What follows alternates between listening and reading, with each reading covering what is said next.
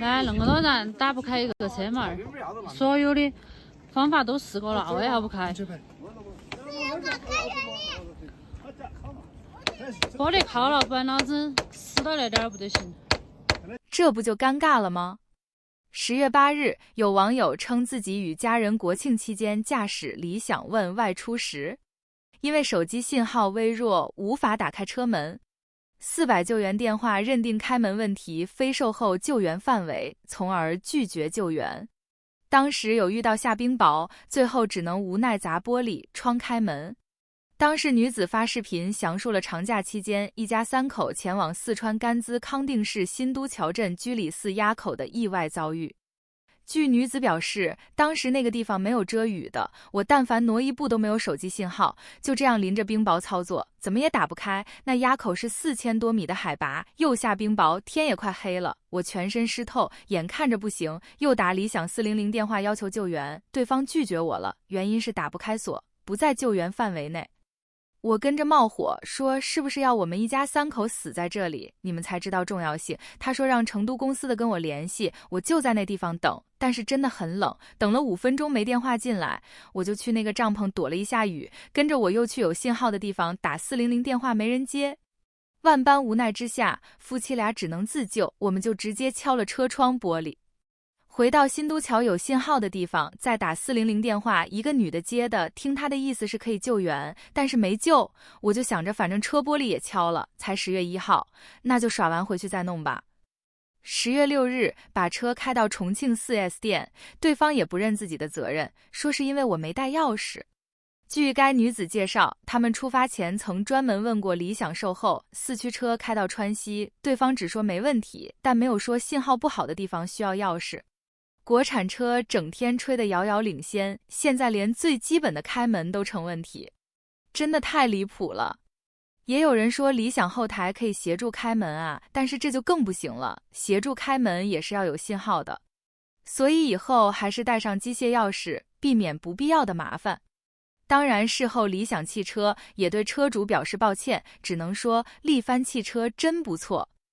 比这更离谱的是小米的粉丝，有男子花20万买2手小米4-7，回家后遭原车主远程锁车。在这个信息爆炸的时代，买个2手车都能遇到高科技，你说这事儿逗不逗？河南郑州的龚先生就遭遇了这么一出现代版的农夫与蛇。话说9月的一个晴朗日子，龚先生在网上溜达，一眼就瞅见了河北石家庄有人出售2手小米4-7，价格车型都挺合适，心想着这不就是缘分嘛，于是说走就走，驱车几百里，到了石家庄，一番讨价还价，最终以20万5千元的价格和卖家达成了口头协议，先付了20万1千元，剩下的4000元打算等过户后再结清，开着新车哼着小曲。龚先生美滋滋地回了郑州，可谁成想这新车还没捂热乎呢，卖家就来了一出加价戏码。兄弟，你看这车，我这心里头有点不舍呀，要不你再给3000算是补偿我。卖家电话里这么说，龚先生一听，心里那个郁闷啊，这哪是补偿，简直就是趁火打劫嘛。于是他果断拒绝了，结果你猜怎么着？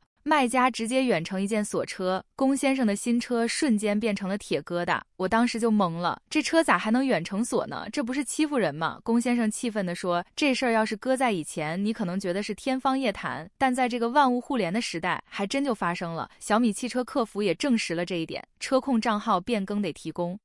2手车交易发票没过户的话是变更不了的。龚先生这下可急眼了，电话微信轮番上阵，愣是联系不上卖家。看着眼前的铁疙瘩，他心里五味杂陈，既有对卖家的愤怒，也有对自己的无奈。这是在网上一曝光，网友们那是炸了锅呀，这卖家也太不地道了，买卖不成仁义在，怎么能这么干呢？龚先生也是买2手车，怎么连个合同都不签？这不是给自己找麻烦吗？看来以后买2手车得多个心眼，不仅要签合同，还得查清楚车辆的所有信息，别被坑了还不知道。回到龚先生这事儿上，虽然他现在正忙着找律师，打算通过法律途径来维权，但这事儿也给他提了个醒，以后啊，买东西特别是这种大件，合同的签证据得留，别到时候吃了亏还没地方说理去。只能说这米粉的素质真的堪忧，觉得卖的便宜了可以不卖。现在又来一处远程锁车，在缺少契约精神的中国，真的什么都干得出来。玩鹰的却被鹰啄了眼，全网呼叫王传福，也得赶紧来看看啊！你这个车上配这么小个电瓶，车用了1年都不到，电瓶就坏了。找4S店，4S店说只保这个6个月啊，这个小电瓶啊，你谈什么整车质保啊？整车质保，终身质保，对不对？就是个幌子啊！半年这个座椅烂了，然后是1年不到换2个座椅。它的现象就是电瓶坏了的现象就是这个仪表灯强亮，里面亮有各种故障啊。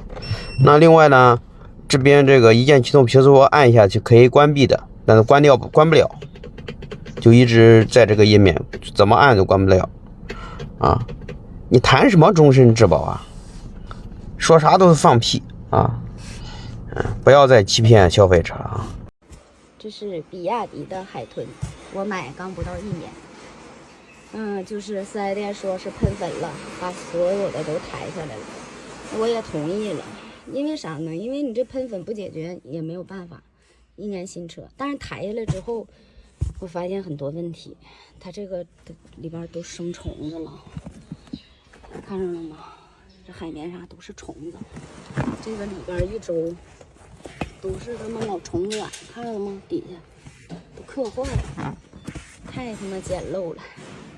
关键是你现在问题不是说的换个蒸发箱就完事儿了，他还在这儿给我换呢。他说是蒸发箱喷墨喷粉，你现在这冷凝器呀，这也全是啊，这上面这高谁也有点接受不太了吧？看这上面全是铝粉，你就是这拆下来再装上，这不也是问题吗？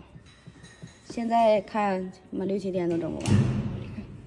从这些例子也验证了9月份的汽车投诉排行榜，9月份投诉量最高的10款国产车排名，比亚迪净占4款，奇瑞也有份。第10名长安 Unity 在9月汽车质量投诉榜共收获了80起问题，主要投诉故障集中在漆面起泡开裂和变速箱漏油，以及车身部件容易开裂。从这些问题就不难看出，这款 Unity 的新车质量品控越来越不行了，也怪不得这款车目前的销量是越卖越差。第9名哈弗 H6在9月汽车质量投诉榜共收获了96起问题，主要投诉故障集中在车载影音系统故障和仪表台容易开裂，以及服务变相收费。曾经好歹也是国民家用神车，想不到现在这款 H6 不仅销量腰斩，就连投诉量也开始增多了。看来这款哈弗 H6 的日子确实不好过。第8名奇瑞瑞虎8在9月汽车质量投诉榜共收获了142起问题，主要投诉故障集中在发动机抖动和车身生锈，以及车内有异味。不是说现在的奇瑞汽车已经崛起了吗？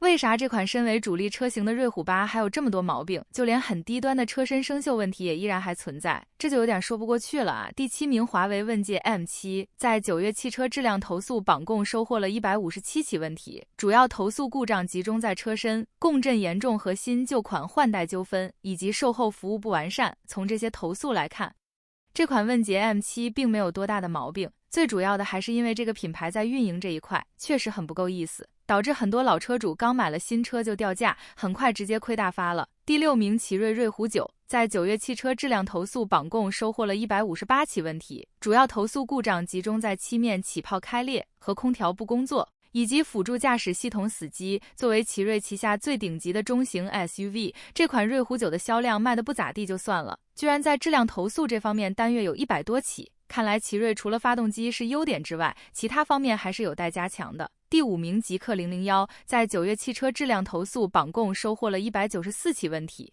主要投诉故障集中在驾驶辅助系统掉链子和影音系统卡顿，以及新旧款换代纠纷。这款车之所以会榜上有名，是因为该车在前段时间对外隐瞒了老款即将换新款的信息，导致很多老车主被割韭菜，所以有一大批消费者集体去投诉这款车型。第4名长安逸动在9月汽车质量投诉榜共收获了206起问题，主要投诉故障集中在变速箱顿挫和车身生锈，以及影音系统故障。虽然这款长安轿车的销量卖的的确很高，但在新车质量品控这方面也的确不咋地。不过这款长安逸动在对比马路三大妈来说，还是能碾压他们的。第3名比亚迪宋 Plus DM 在9月汽车质量投诉榜共收获了221起问题，主要投诉故障集中在混动模式转换、不行和新车疑似减配以及销售承诺不兑现。作为现国内市场混动 SUV 的领头羊，这款宋 Plus DM-i 别的大毛病没有，主要还是在销售以及售后服务这方面很不到位，可能现在比亚迪太火了，所以态度就有点飘了。第2名比亚迪汉在9月汽车质量投诉榜共收获了244起问题，主要投诉故障集中在系统升级缓慢和混动模式转换故障以及价格随意变动。都说比亚迪的超级混动技术很牛，但总有些车型的质量品控把握不到位，就会导致车辆在行驶过程中燃油转换到纯电不顺畅。除了这一点，至于其他方面还是很不错的。第1名比亚迪方程豹5在9月汽车质量投诉榜共收获了高达607起问题，主要投诉故障集中在转向系统异响和空调不工作以及价格随意变动。这款车是今年才推出上市的，想不到这么快就光荣登上了汽车质量投诉榜单的榜首了。虽然这款方程豹5的越野性能很强悍，但这款车后期的小毛病贼多，特别是在新车价格这块动不动就搞大降价，导致有很多老车主怨气升天，所以这款车目前的销量卖得不咋的。车辆的左前大灯位置先撞了3轮，然后又往右边打方向避让，开进花坛里，把人家电瓶车又给撞飞了，撞到人行道上。我的天！我开的是那个深蓝 SL03 增程版22款的那个。出什么问题了？简单说说看。是有那个 L2 辅助驾驶，还有什么 AEB 那个自动刹车功能。之前路上有过3次，就是这个车子距离过近，它都自动刹了，挺好的。9月8号晚上，我在上班的时候，有2个车道，快车道上有个3轮车，不知道是违停，不知道是他在那上面走，就是对面有个车远光闪了我一下，然后我没看见。当我看见这个3轮车的时候，就是直接撞上了嘛。撞上以后，我当时刚好他右边有个那个绿化带，我看见以后赶紧往右边打方向，打方向的时候从花坛上过去，又把慢车道上的一个电瓶车主连人带车撞到了那个人行道上。目前的话就总说是3个人，2个进了 ICU， 比较严重。哎呦喂！后来我看这个就是行车记录仪的话，就是速度非常的快，因为当时也是直接都懵了嘛。你在市区里边开多快呀？80码。市区路段最高可以开多少？那个应该是在60。哦，那看来你科目1学的不错呀，你确实开得太快了。就是我这边联系 4S 店嘛，然后我说这个 AEB 为什么没有启动， 4S 店的人就是过来把我的车辆的电脑都给数据读取了，说的是如果车子质量的问题，他们厂家来兜底，就是说车子维修包括人伤了这一块他们都负责。我还刚好就有一个交强险，就是说想问一下，你只有一个交强险？是的，这不是一直挺信任这个车吗？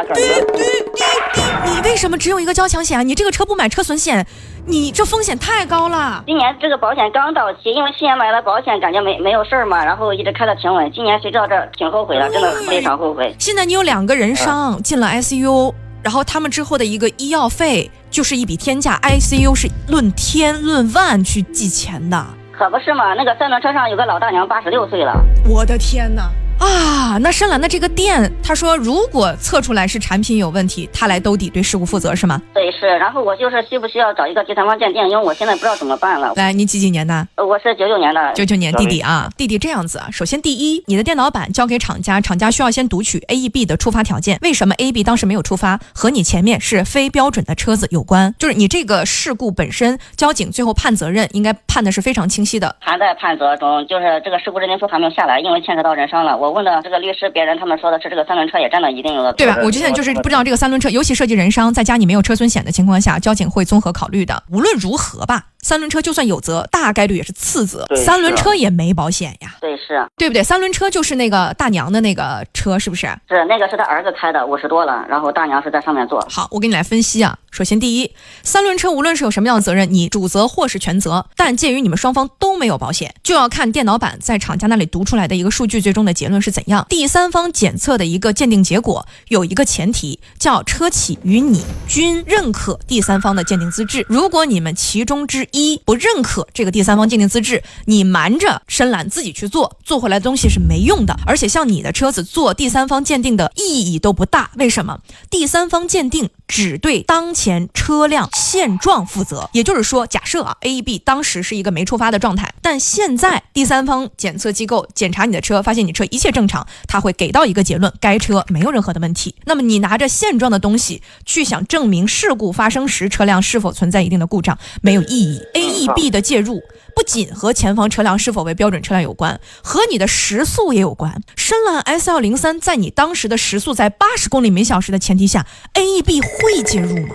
会的，因为之前也是，就是说速度有点快，就是100码左右吧，高架上，还是高速上我忘了，就是介入了一次。我看那个行车记录仪也是，就是挺吓人的，撞上那三轮车以后，直接从右边冲到花坛里，把人家电瓶车给撞上去了。当时我都吓傻了。那关于这个鉴定的问题呢，我建议你等待着厂家读取你电脑版的数据出来，给出初步结论以后，你再和经销商或者厂家去决定要不要做第三方的鉴定。如果出于我个人，我认为没有鉴定的意义，但如果你想把它当成是最后一根救命稻草，要去做这个鉴定的话，一定要车企和你均认可的前提下，不然白做，价格非常贵。就是因为啥都不懂嘛，然后您是专业的，想听听您怎么讲，那您都给出建议了，我找到您肯定是信任您的100%的，这个是不用讲的。我很感谢你的信任，但这件事情的发生的确是一个非常悲伤的故事啊。没事，弟弟，事情已经发生了。那第一，我们配合交警，把所有的定责定清楚，一定要先重视责任，后处理赔偿。你如果是全责，和你是55，和你是主次，对于有人伤的事故，最后涉及的是天差地别。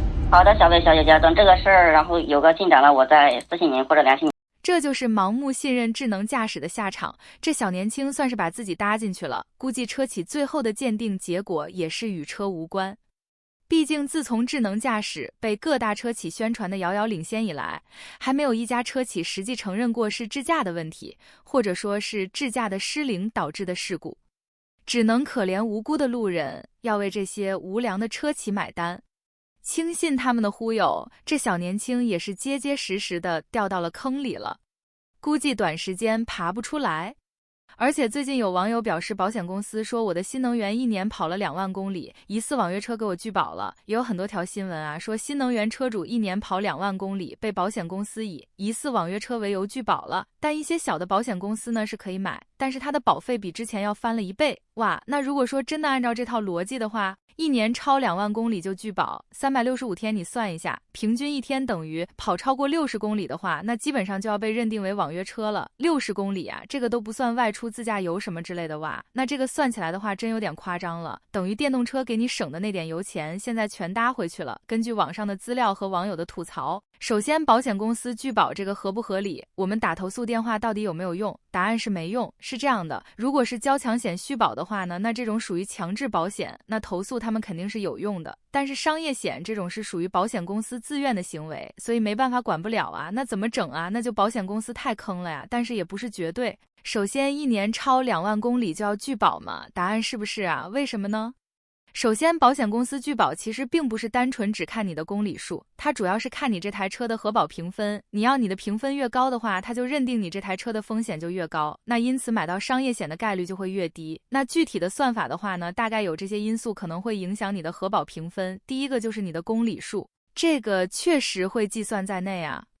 就1年，比如说你超了3-4万公里，那这种就肯定会被纳入重点的监测对象了。至于这个我车的公里数，你保险公司是怎么知道的呢？应该懂的都懂。第二就是你买的是什么车呀？对，你没听错，比如说你要买了什么比亚迪呀、爱安啊，那这种车本身拿来做网约车，车的这种占比，它就已经达到70%到90%以上了。那因此这种车它一上来给的基础分就比别的车要高。第三就是你车辆的年限，还有包括车主的实际年龄。年龄的话呢，就是25岁以下和55岁以上啊，这个好理解吧。第四就是你去年出险的次数和你违章的次数，这个也好理解啊。第五就是你行驶的地区，你知道这有多夸张吗？真的细思极恐啊！他们竟然可以监测到这么细致，超速是吧？危险路口高速占比，包括你在路口你是否急加速，是否有急减速，甚至你是否夜间行驶，以及你当地道路的拥堵情况等等啊，等于保险公司基本上有你这台车所有的行驶轨迹。那这个看起来的话就真是挺吓人的呀，那等于就是这么多因素一起，然后呢来给你这台车打分啊，就他们会有一个限值啊，只要你超过70分，那你的车就基本上会算作这个高风险的，要么就是保费特别高，要么就是那个拒保了，一般的车也就是50-60左右，很多新闻里边很多车被拒保。好像评分都达到了90多了，那现阶段确实啊没有更好的解决办法呀，入了新能源汽车只能是硬抗，只能是以大局为重了。好了，今天的影片就到这里，谢谢观看。穿头盔，你看也没有买，也没有那个车牌。来，还有城管在哪里？你看头盔在哪里？牌照在哪里？来认识一下，这个也是，不要动。来，特别是你，我也不抓你了。我不是你爹，不要头盔呀，没都没头盔也没牌照。